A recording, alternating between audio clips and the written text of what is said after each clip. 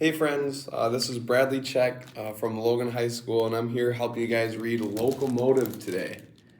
Locomotive by Brian Flocka. Okay, here we go.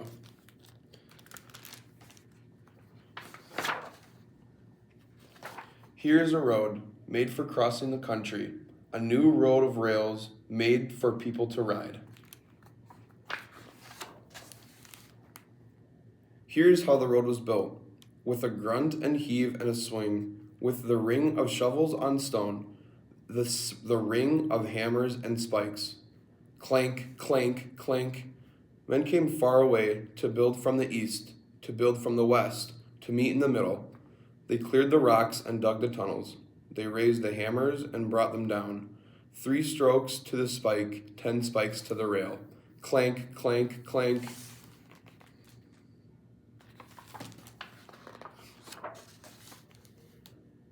Here your trip begins, at the depot on the platform. The people here, the passengers, have packed and shipped and sold their things, all their things, everything. They have their tickets for a road trip of a week, through the days and nights, across the wide country, down to the sea.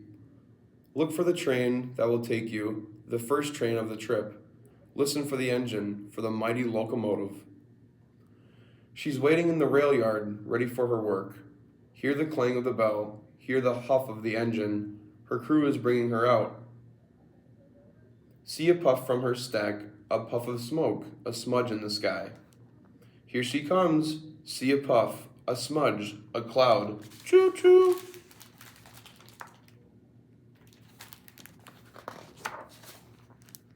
A storm. Now comes the locomotive, the iron horse, the great machine.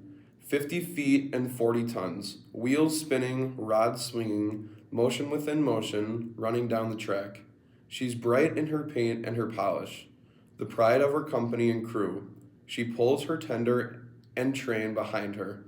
She rolls up close to where you wait, all heat and smoke and noise. Hear the clear, hard call of the bell. Clang, clang, clang, clang, clang, clang. Hear the hiss and the spit of steam. Hear the engine breathe like a beast. Huff, huff, huff.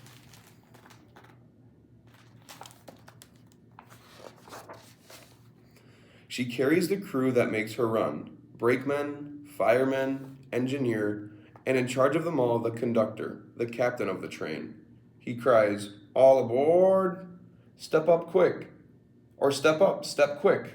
Up in the cab, the crew's making ready. The train's about to leave.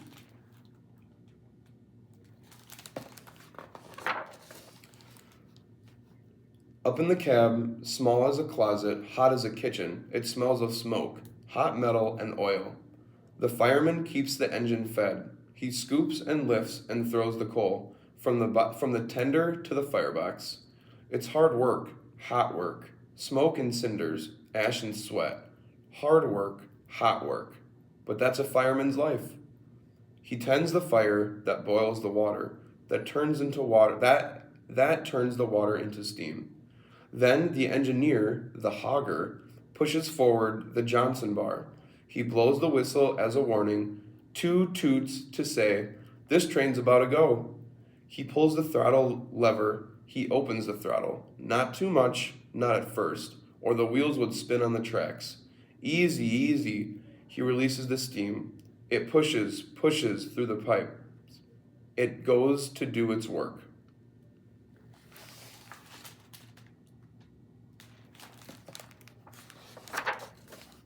It pushes the pistons, which push and pull the rods. The rods, they swing and rise and fall and make them wheels turn. The engine huffs and hisses. The engine bangs and clangs. Metal rolls on metal, and the locomotive moves.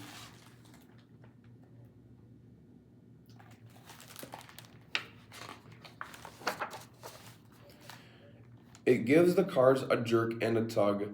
It pulls them out from the station. Now, more steam, more steam. Faster, faster turn the wheels. Faster, faster breathes the engine. Huff, huff, huff. The train is on its way. Through the cars comes the conductor. Tickets, he cries as he walks down the aisle. Have them ready, or have a short trip. Out the window, the city runs by. Homes and schools, then farms and fields. They rush up close, then fall away. The engineer feels the wind on his face, the fire by his feet. High up in the cab, he feels the engine shudder and sway. He feels it shake as it picks up speed.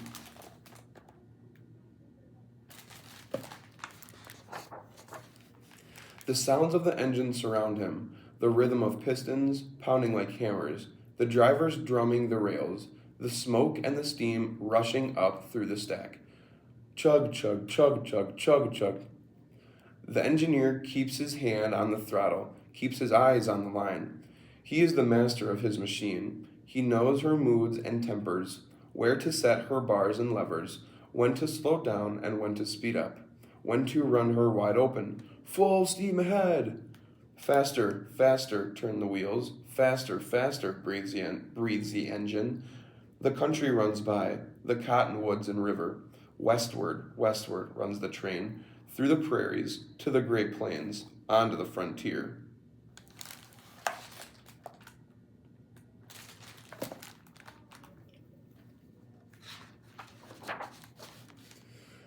The hours and miles roll by, the country opens wide, empty as an ocean. Smell the switchgrass and the blue stem hot beneath the sun. Here the bison used to roam, by the hundreds, by the millions. Here the Cheyenne lived, and Pawnee and Arapaho. Here covered wagons used to crawl, foot by foot, mile by mile, heading into the west. The railroad and the men who built it, they have changed it all. Now there are the long steel rails running like new rivers connecting coast to coast. Now the telegraph crosses the country. People and mail are traveling by rail. Words are traveling by wire. The world is speeding up.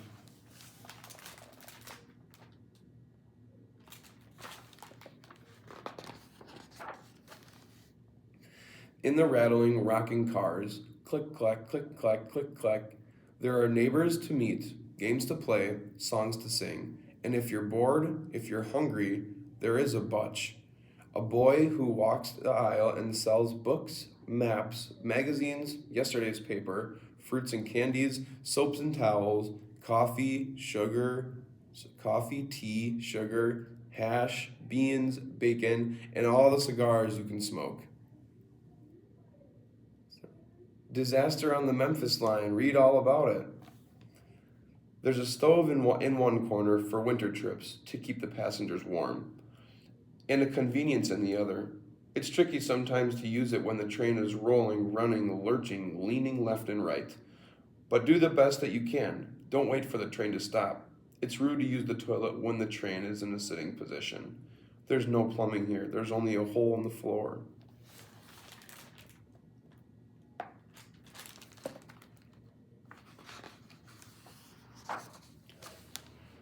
As the engine pulls the train, it burns through coal, it boils through water, and soon it must stop for more. The engineer slows the engine, he blows his whistle to signal the crew. Down brakes.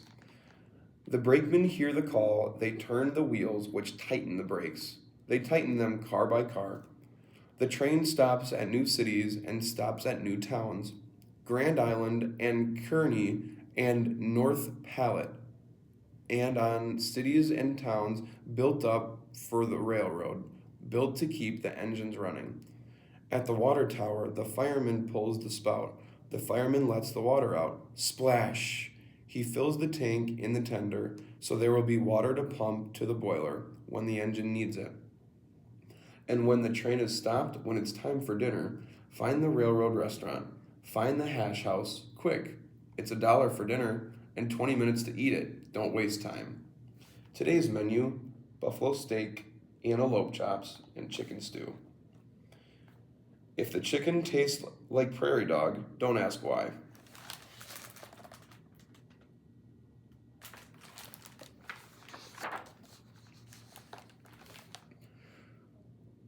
Then, when the crew and the engine have done a full day's of work, fresh men and machines will take their place. Into the roundhouse the old engine goes. Out from the roundhouse the new engine rolls. The new crew gets to work. The engineer pulls back on the Johnson bar to put the engine in reverse. He blows the whistle as a warning. 3 toots to say he's backing up. Now the switchman in the rail yard will attach the engine to the train. He'll step between the tender and cars as the two are pushed together, and at just the right moment, no sooner, no later, he'll put the links and pins in together that will hold the train together. Switchmen must be careful and switchmen must be quick, for cars get bumped, they roll and jump, sometimes when they shouldn't. And here's what they say about switchmen. You can tell that one is new on the job if he has all his fingers. Now the tender rolls close. It goes the link, clink, down drops the pin, clank, the switchman steps away, and the train is ready to roll again.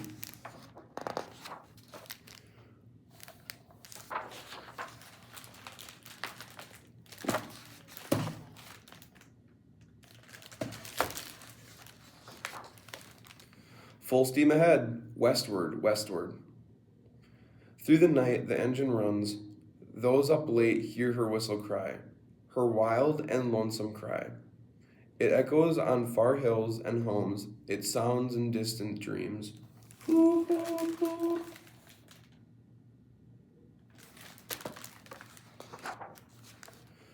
the cars, it's time to sleep, or at least it's time to rest, or at least it's time to try.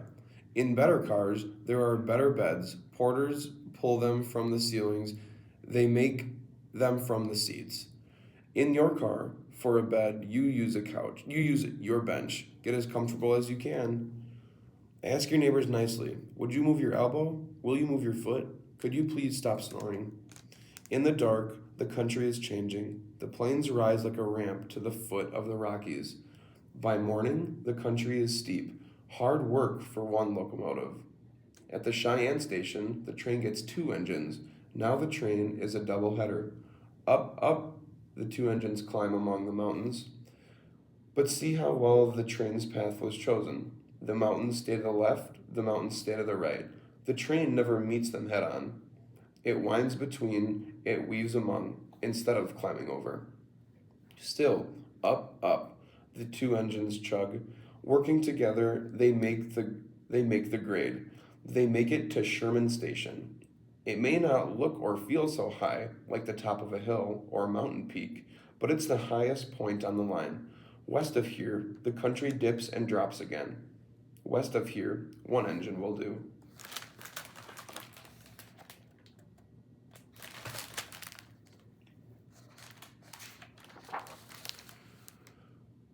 Now the country is rugged, now the train travels trestles. Slowly, slowly, the engineer drives. The train is so heavy, the bridge is so narrow, and rickety, rickety, rickety.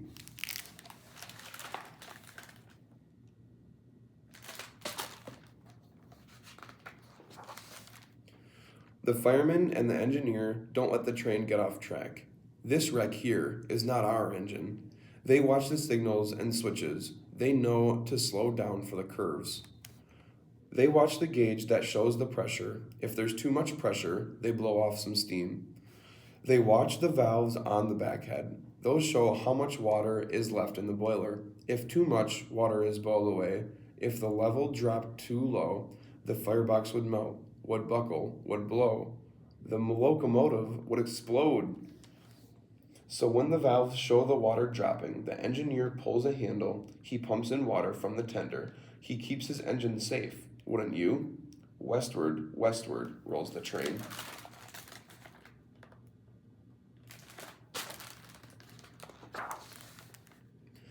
Down into the canyons, again into nights. It rolls among sage and below strange stones. Stranger and stranger, the farther you go, until every mile brings some new wonder. See them in the moon's pale light, castles, pulpits, witches, slides. And see a sign that hangs from a branch, 1,000-mile tree, it reads. 1,000 miles. That's how far your train has traveled since the trip began. Still, westward, westward, rolls the train, rolling below the stars.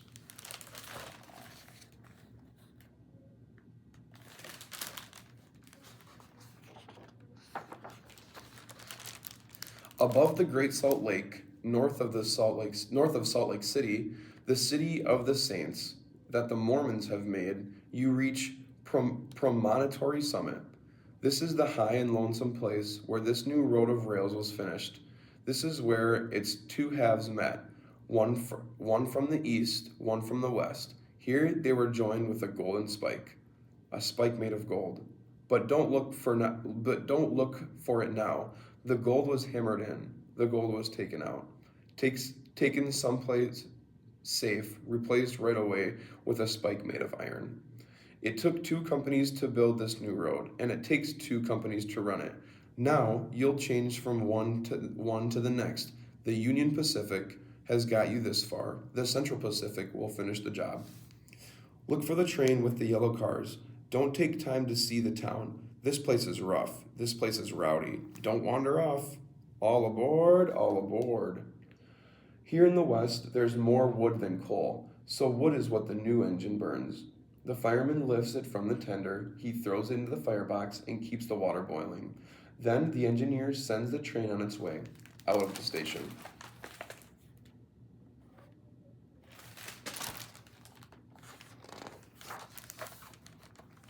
Through the Great Basin, a bleak and silent land, silent except for the huff and the bang of the hiss of the engine, the click and the clang of the cars.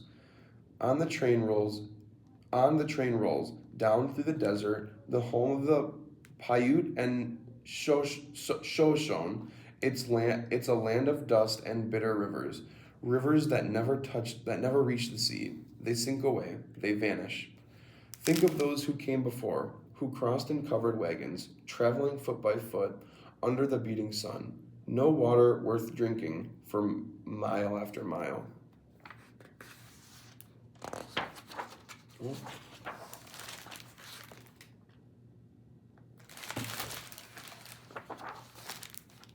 Then at last, relief. You reach the Truckee Valley, the shadows of trees, the touch of cool air, the smells of woods and fresh rivers. Now there's one last set of mountains to cross, the mighty Sierra Nevada. They rise like a wall on the edge of on the edge of the basin. There is no way to wind around them. These the train must climb. It takes a second engine again to pull the train up into the mountains. Up, the engines climb. If the rails are slick, if the wheels won't catch, the engineers can pull a handle to drop some sand down the tube onto the tracks. The wheels hit the grit, the traction does the trick. Up, through spruce and pines, past mills and mines.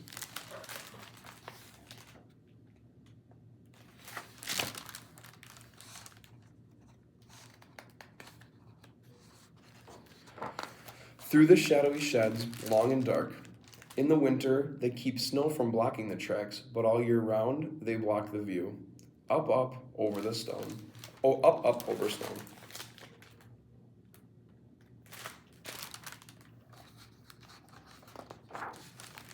And under, through the mountain's summit, where granite was drilled and blasted. Here, black powder and nitroglycerin boomed. Now in the dark, the engines echo. Chug, chug, chug, chug, chug, chug.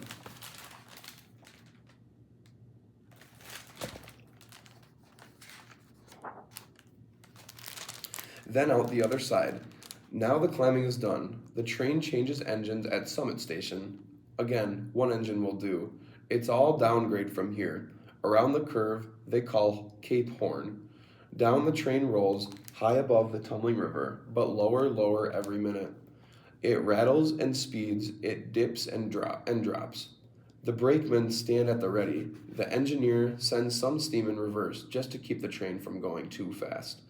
Down, past orchards and towns, down towards cities, down to the stop of the depot, to stop and be still at the end of the line. Now your days on the train are done. You are tired and dusty. The smell of smoke is stuck in your clothes, but now you are here. Here where you needed to go. Here where you need to be.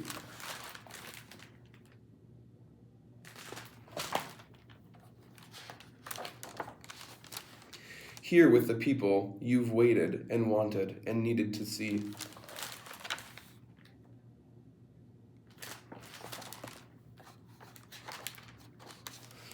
Now the country's far corners have been pulled together, thanks to men who tend the engines, who mind the trains and their passengers. Thanks to the locomotive, you've crossed the wide plains and deserts.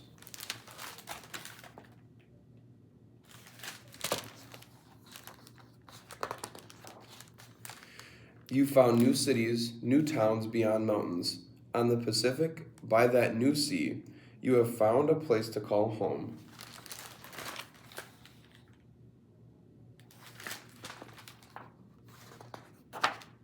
And that's the end. A little diagram of a train.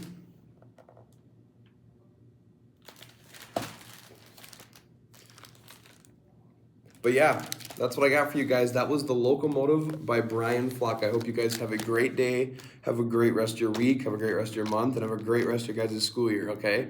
We'll see you guys later. Bye.